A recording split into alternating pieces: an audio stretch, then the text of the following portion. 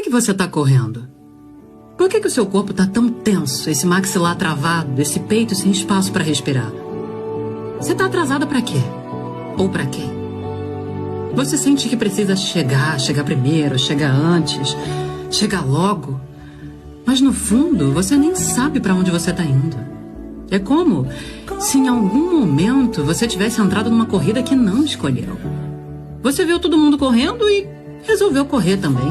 Talvez você ache que se correr bastante em algum lugar, você vai encontrar alívio.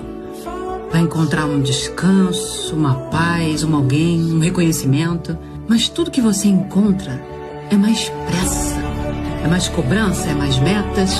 E nesse esforço de se deixar mais leve, você vai largando as coisas pelo caminho. A vitória nunca foi a chegada. Foi tudo que você teve coragem de não abandonar pelo caminho.